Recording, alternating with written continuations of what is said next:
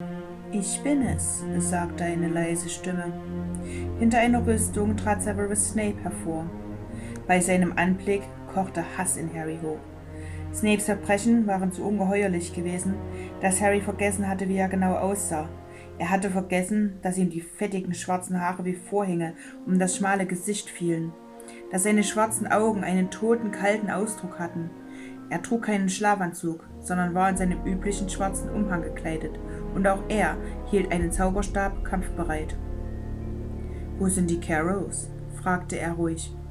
»Vermutlich dort, wo immer sie die beiden auch hinbefohlen haben, Severus«, sagte Professor McGonagall. Snape trat näher und sein Blick huschte über Professor McGonagall und durch die Luft um sie herum, als ob er wüsste, dass Harry da war. Auch Harry hielt seinen Zauberstab empor, bereit zum Angriff. »Ich hatte den Eindruck«, sagte Snape, »dass Alecto einen Eindringling gefasst hätte.« »Tatsächlich«, sagte Professor McGonagall. »Und was vermittelte Ihnen diesen Eindruck?« Snape winkelte leicht seinen linken Arm an, wo das dunkle Mal in seine Haut gebrannt war. »Oh, aber natürlich«, erwiderte Professor McGonagall. »Todesser wie Sie haben ihre ganz eigenen Mittel und Wege, miteinander in Verbindung zu treten. Das hatte ich vergessen.« Snape tat, als hätte er sie nicht gehört. Seine Augen suchten immer noch die Luft rund um sie ab, und er kam allmählich näher, scheinbar ohne richtig wahrzunehmen, was er tat.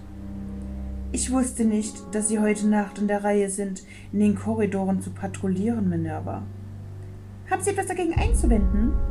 Ich frage mich, was Sie zu so später Stunde aus dem Bett geholt haben könnte.« »Ich dachte, ich hätte eine Ruhestörung vernommen«, sagte Professor McGonagall. »Wirklich? Aber es scheint alles still zu sein.« Snape sah ihr in die Augen. »Haben Sie Harry Potter gesehen, Minerva? Wenn ja, muss ich nämlich darauf bestehen.« Professor McGonagall bewegte sich schneller, als Harry ihr zugemutet hätte. Ihr Zauberstab peitschte durch die Luft, und für den Bruchteil einer Sekunde glaubte Harry, Snape müsse bewusstlos zusammenbrechen. Doch der war mit seinem Schildzauber so flink, dass McGonagall aus dem Gleichgewicht geworfen wurde. Sie schwang ihren Zauberstab zu einer Fackel an der Wand, die aus ihrer Halterung flog. Harry, der gerade im Begriff war, Snape einen Fluch aufzuhalsen, musste Luna von den herabschießenden Flammen wegziehen, aus denen ein Feuerring wurde, der den Korridor erfüllte und wie ein Lasso auf Snape zuflog. Dann war es nicht länger Feuer, sondern eine große schwarze Schlange, die McGonagall zu Rauch zersprengte, der sich in Sekundenschnelle umformte und verdichtete und zu einer Horde angriffslustiger Dolche wurde.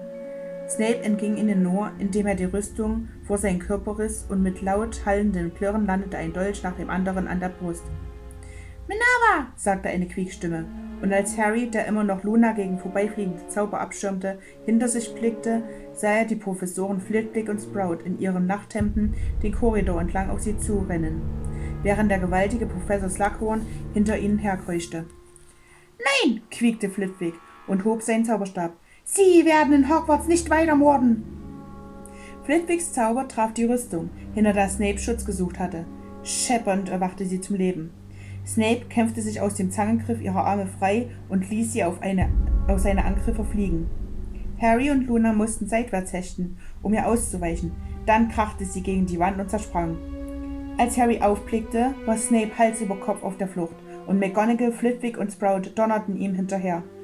Snape stürmte durch eine Klassenzimmertür, und Sekunden später hörte Harry, wie McGonagall schrie: »Feigling! Feigling!« »Was ist passiert? Was ist passiert?« fragte Luna.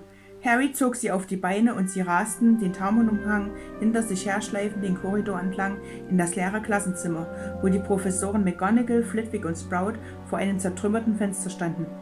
»Er ist gesprungen«, sagte Professor McGonagall, als Harry und Luna in das Zimmer rannten. »Sie meinen, er ist tot?« Harry stürzte zum Fenster, ohne auf Flitwick und Sprout zu achten, die bei seiner plötzlichen Auftauchung erschrocken aufschrien. »Nein, er ist nicht tot«, sagte McGonagall bitter. Im Gegensatz zu Dumbledore trug er immer noch einen Zauberstab. Und er hat offenbar ein paar Tricks von seinem Meister gelernt. Mit einem leisen Grauen sah Harry in der Ferne eine riesige, fledermausartige Gestalt durch die Dunkelheit auf die Grenzmauer zufliegen. Hinter ihnen waren schwere Schritte und heftiges Schnaufen zu hören. Slughorn war gerade angekommen. »Harry«, keuchte er und rieb sich die riesige Brust unter seinem smaragdgrünen Seidenpyjama. »Mein lieber Junge, was für eine Überraschung! Minerva, ich bitte Sie, erklären Sie. Severus, was?« Unser Schulleiter macht eine kurze Pause, sagte Professor McGonagall und deutete auf das nähtförmige Loch im Fenster.